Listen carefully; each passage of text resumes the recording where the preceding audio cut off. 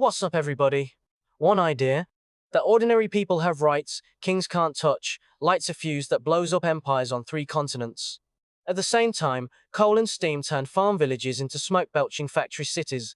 This is AP World History Unit 5, Revolutions, 1750 to 1900. Here's your map. The Enlightenment, the Atlantic Revolutions, Nationalism, the Industrial Revolution, capitalism versus socialism, and how all of it remade society.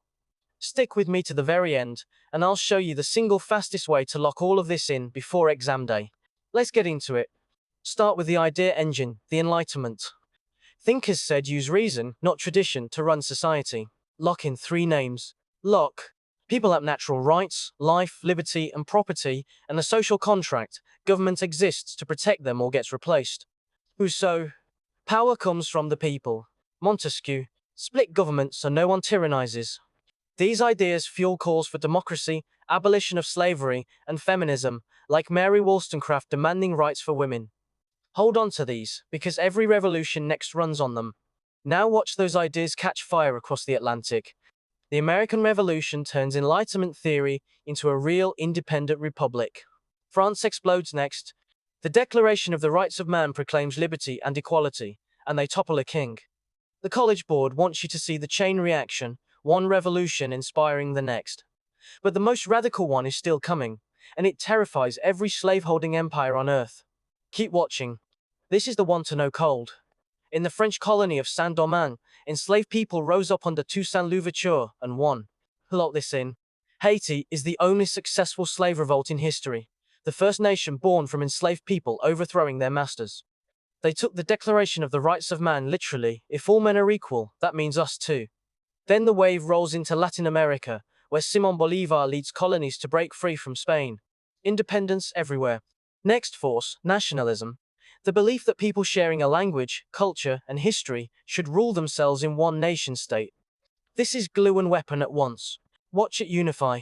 Dozens of small states get welded into 2 new powers. Italy unifies into one nation, and so does Germany. The College Board loves this. Nationalism can pull a people together or tear an empire apart. Same idea, 2 directions. Now let's switch gears completely, from politics to machines. Here's a guaranteed exam question. Why did the Industrial Revolution start in Britain? Number the reasons. 1. Coal and iron, cheap energy in the ground. 2. Capital, money from trade and empire to invest. 3. Labor, farm workers freed up and crowding into cities. 4. Resources and markets from a global empire. Put those together, and Britain becomes the launchpad for the biggest economic change since farming. Now let's see what that energy actually built. Picture the change. Before, you made goods by hand at home. Now the factory system packs hundreds of workers and machines under one roof. The star is the steam engine, burning coal to power everything, no river needed. Production explodes. Then this spreads, out of Britain to Europe, the United States, and Japan. Later comes a second industrial revolution built on steel, chemicals, and electricity. Faster, bigger, electric. But who decides how all this wealth gets shared? That fight is next. This is the showdown the exam tests every year. On one side, capitalism. Adam Smith argued for laissez-faire. Government keeps hands off. The free market and competition sort it out. On the other side, socialism and communism. Karl Marx and Friedrich Engels said the factory system split society into owners and exploited workers, and that workers would eventually rise up and seize control. 2 answers to one question. Who controls the wealth machines create? Lock this contrast in, it's worth easy points. Now the human cost and payoff. Factories pull people off farms, so cities explode in rapid urbanization, crowded, dirty, and dangerous. New classes appear. A middle class of managers and owners, and a working class grinding long hours in the factories, including women and children. Conditions are brutal, so workers organize and push for labor reforms, shorter days, and safer conditions. Family life shifts too. Work moves out of the home. Remember it, industrial wealth and industrial misery side by side. Step back for the theme tying it all together, the College Board's whole point for this unit. 2 forces collide. Enlightenment ideas transform politics. People demand rights, equality, and self-rule.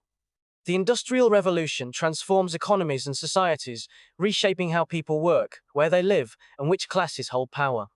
Put them together, and the modern world, with its democracies, its factories, and its fights over wealth, is being born right here. That's the thread. Ideas plus industry equals a brand new world. And that's AP World History Unit 5. The Enlightenment and Natural Rights, the Atlantic Revolutions, Haiti as the only successful slave revolt, Bolivar and Latin America, nationalism unifying Italy and Germany, the Industrial Revolution out of Britain, capitalism versus socialism, and a society remade by cities and class. You just covered the whole thing.